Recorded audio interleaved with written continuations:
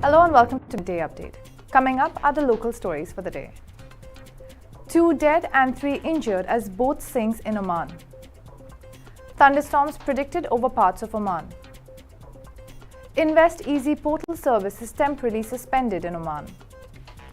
255 killed and 500 injured in 6.1 magnitude earthquake in eastern Afghanistan. Global refugee resettlement needs will rise steeply next year, says UNHCR. US lawmakers agree landmark bipartisan bill on gun safety.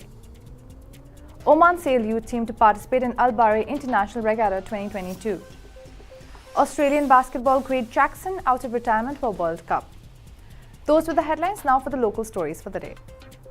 There were 2 deaths and 3 injuries after a wooden boat carrying 10 people sank off the coast of the Vilayat of Dhaka in Dhofar Governorate, Civil Defence and Ambulance Authority said. CDAA said the following in a statement. The rescue teams of the Civil Defence and Ambulance Department in the Governorate of Dhofar dealt with the sinking of a wooden boat carrying 10 people of Asian nationality and loaded with a group of vehicles off the coast of the Vilayat of Dhaka. The authority added that as a result of the accident, 2 people died and 8 people were rescued, including 3 with moderate injuries. They were taken to the hospital to receive the necessary treatment. The Hajar Mountains and the neighboring vilayats may witness thunderstorms associated with active downward winds from today and over the next 3 days. Oman Meteorology said the following in a statement. There are chances of convective clouds and isolated rain, sometimes thunder accompanied with active downward winds over the Al Hajar Mountains and the neighboring vilayats during the afternoon until Saturday.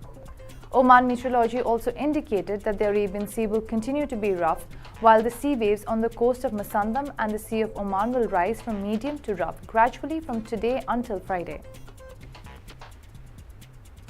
The Invest Easy portal services have been temporarily suspended from today until further notice due to technical difficulties. We would like to announce the temporary suspension of the Invest Easy portal services due to technical difficulties from today until further notice. Please also note that we won't be able to assist investors at the ministry premises either. We apologize for the inconvenience and look forward to assisting you soon, the Ministry of Commerce, Industry and Investment Promotion said in a statement. Those are the local stories. We'll take a short break and we'll be back with the international news. Stay tuned.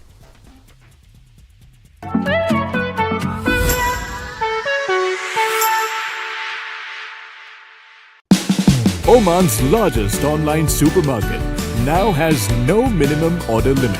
From grocery to household items, Rafiq has everything that you want. Enjoy worry-free shopping with over 8,000 products to choose from and get it delivered straight to your doorstep. Rafiq, you order, we deliver.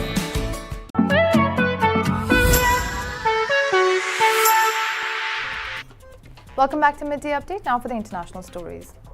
An earthquake of magnitude 6.1 struck eastern Afghanistan on Wednesday, leaving at least 255 people dead and over 500 injured in the provinces of Patkita and Kosht.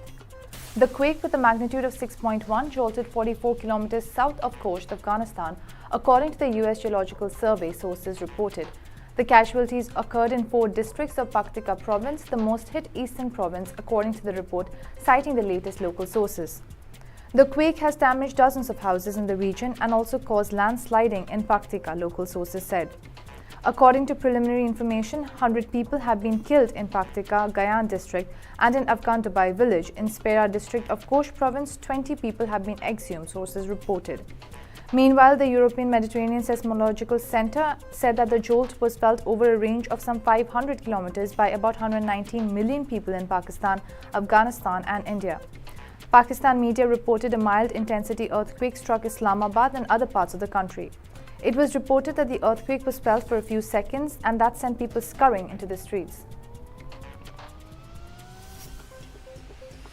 More than 2 million refugees will be in need of resettlement next year, according to the projected Global Resettlement Needs Assessment for 2023 released on Tuesday by UNHCR, the UN Refugee Agency.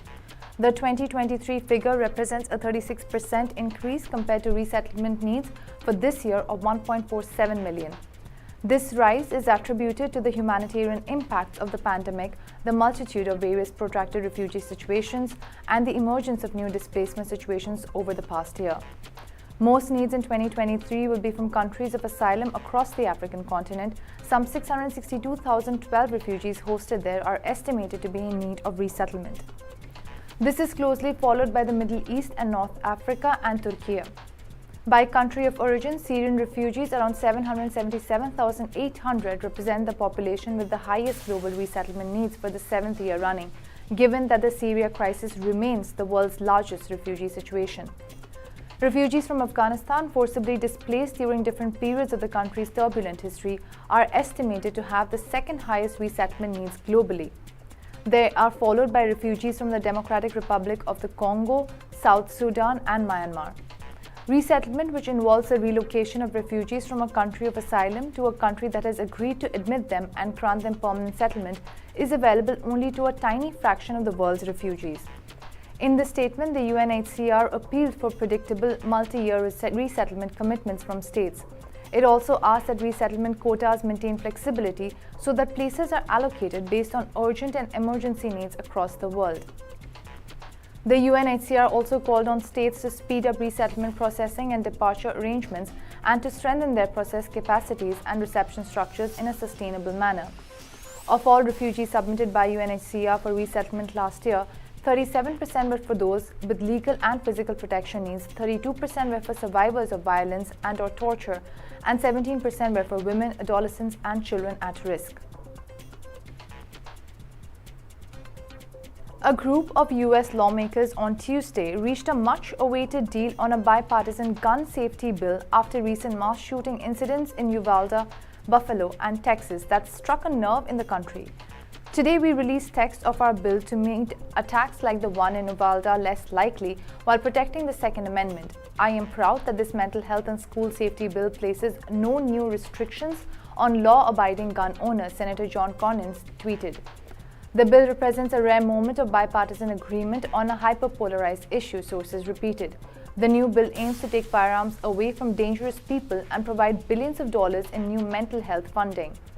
The lawmakers have crafted the legislation to prevent mass shootings, such as the mass casualty event that left 10 people dead at Buffalo, New York, and 21 dead at the Robb Elementary School in Texas. The bill does not ban assault-style rifles or significantly expand background check requirements for gun purchases, but it gives states more resources to take guns away from dangerous individuals. It also provides billions of dollars in funding for mental health treatment. I want to make sure we actually do something useful, something that is capable of becoming a law, something that will have the potential to save lives, Senator Cornyn, the lead Republican negotiator, said on the Senate floor on Tuesday. With that, we'll take a short break and we'll be back with the sports news. Stay tuned.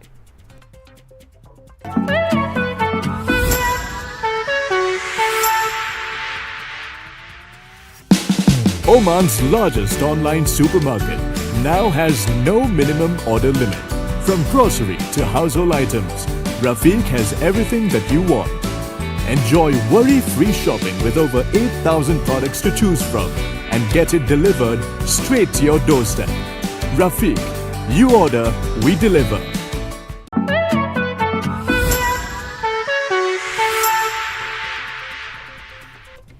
Welcome back to Midday Update. Now for the sports stories. Oman Sail's youth sailing team is participating in the 29th annual Al Bahrain International Regatta from 22nd to 25th June 2022 at the Bahrain Maritime Sports Association off the coast of Al Jazeera Beach, Zalak, Bahrain. The 7 sailors are competing in ILCA 4 and ILCA 6 classes as part of a 54-strong fleet from 7 nations, including Bahrain, Kuwait, Morocco, Qatar, Tunisia and the UAE, in what will be an ideal opportunity to measure their progress against sailors of the same age from around the region. Led by coach Ahmed Al-Wahibi and team leader Mohammad Al-Balushi, the team will be looking to impress and show how much progress they have made this season. The squad has been selected based on ranking races and will feature Ilyas Al-Fadli, Osama Zajali, Ablaj Al-Dugeshi, Al-Salam Al-Hamdani and Nibras Al-Owaisi in the ILCA 4 class and Al-Mu'tasam Hamoud Al-Farsi and Abdul Malik Al-Hinai in the ILCA 6 class. Alongside racing in ILCA 4 and ILCA 6 classes, fleets in Optimus and ILCA 7 standard will be also competing. Each class will consist of 10 races across 3 days, where the top 3 places will be decided. After the conclusion of the Al-Bahri Sailing International Regatta, the young squad will return to Oman and prepare for the upcoming Optimus World Champion taking place from 27 July to 7 July. Australian basketball legend Lauren Jackson has announced she will come out of her 9-year international retirement for September's Home World Cup. Jackson, 41, on Tuesday evening confirmed her comeback 25 years after she first played for the Australian women's national team, the Opals.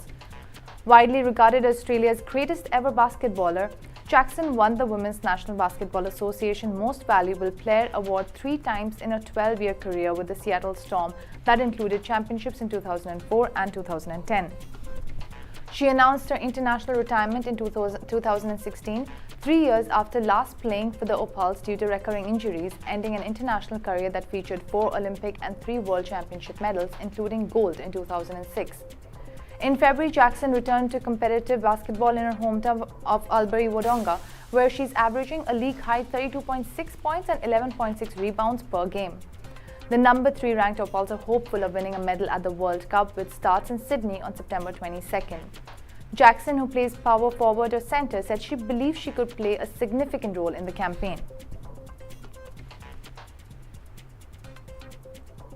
Those are all the local, international and sports stories for the day. For more updates, stay tuned and keep watching TTV. You've just heard the live feed from the TTV studios on TFM 95.4. Let's talk.